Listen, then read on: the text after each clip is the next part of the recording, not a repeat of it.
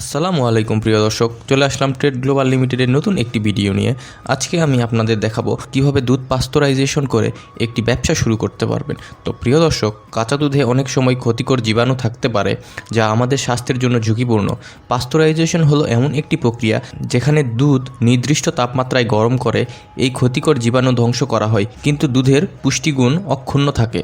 এই জন্যই বাজারজাত দুধের ক্ষেত্রে পাস্তুরাইজেশন অত্যন্ত গুরুত্বপূর্ণ। চলুন প্রথম ধাপ থেকে শুরু করি। এই যে আপনারা দেখতে পাচ্ছেন, এটি হলো মাল্টিপারপাস ভ্যাট মেশিন।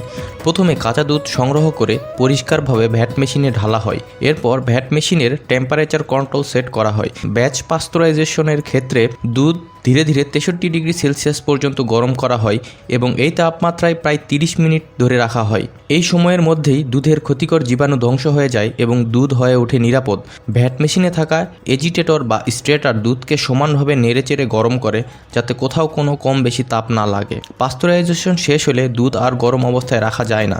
এখন দুধ স্থানান্তর করা হয় কুলিং ট্যাঙ্কে। কুলিং ট্যাঙ্কের কাজ হলো দুধকে দ্রুত ঠান্ডা করা। এখানে দুধের তাপমাত্রা খুব অল্প সময়ের মধ্যেই 4 থেকে 5 ডিগ্রি সেলসিয়াসে নামিয়ে আনা হয়। এর ফলে দুধের স্বাদ, গুণগত মান এবং সংরক্ষণ ক্ষমতা সবকিছু বজায় থাকে। এখন অনেকেই প্রশ্ন করেন, পাস্তুরাইজড মিল্কে ইনকিউবেটর কেন লাগে? প্রিয় দর্শক, আপনি শুধু তরল দুধ বিক্রি করেন, তাহলে ইনকিউবেটর বাধ্যতামূলক না। কিন্তু যদি এই দুধ দিয়ে দই বা ফার্মেন্টেড প্রোডাক্ট তৈরি করতে চান, তাহলে ইনকিউবেটর খুবই গুরুত্বপূর্ণ। ইনকিউবেটরে নির্দিষ্ট তাপমাত্রায় দুধ রাখা হয় যাতে ফার্মেন্টেড প্রক্রিয়া নিয়ন্ত্রিতভাবে সম্পন্ন হয়। সব প্রক্রিয়া শেষ হওয়ার পর এখন আসে শেষ ধাপ। এটি হলো মিল্ক প্যাকিং মেশিন। এই মেশিনের মাধ্যমে দুধ স্পর্শহীন ও সম্পূর্ণ হাইজেনিকভাবে পাউচ বা প্যাকেট করা হয়।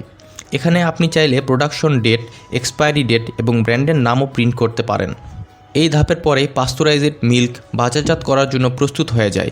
সংক্ষেপে বললে, ভ্যাট মেশিনে হয় পাস্তুরাইজেশন, কুলিং ট্যাঙ্ক দুধ ঠান্ডা রাখে, ইনকিউবেটর ব্যবহৃত হয় ফার্মেন্টেশনের জন্য, আর মিল্ক প্যাকিং মেশিন দুধকে বাজারজাতের জন্য প্রস্তুত করে। এই 4টি মেশিন ব্যবহার করে খুব সহজেই ছোট বা মাঝারি স্কেলে পাস্তুরাইজড মিল্ক বিজনেস শুরু করা সম্ভব। বিস্তারিত জানতে অবশ্যই স্ক্রিনে দেওয়া নাম্বারে কল করুন।